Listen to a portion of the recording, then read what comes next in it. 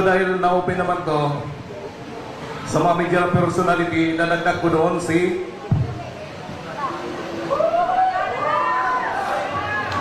Ramon Tulfo. Saan?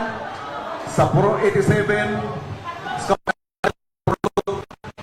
UC Marios, Tomas Morato, Marios, Scout Gandia, number 87, Prologue, Quezon City.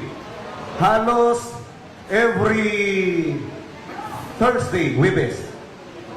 Pagka-meeting niya yung media personality ko na ini-escorta na si Mr. Joey de Guzman. Huwag natin po kantsawan yung mga media rito kasi nabukulan yan. Ang tumatanggap naman yung mga boss o editor nila. Sila wala silang kinalaman. Kaya pakiusap ko, huwag natin po silang bulihin. Sarge, pasa natin. Yung delivery na lang, may tutuloy ka pa? May nadagdag pa ko, sir. Oh, go. Kaya ko na sabi na na-deliveran ko siya dahil every Thursday, hindi ko makakalimutan yan. Thursday ang meeting ng ano na yan, ng PR. Small size na paper bag ang inaabot palagi sa kanya every meeting.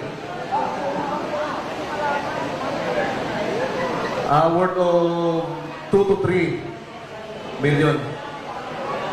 So, yan ang maalala ko. Meron din akong nadideliveran minsan ka sa Senate eh. Minsan dito sa DWIZ building, City States, Tasio Boulevard. Istasyon po yun ah. Buti na lang, wala na ako ron.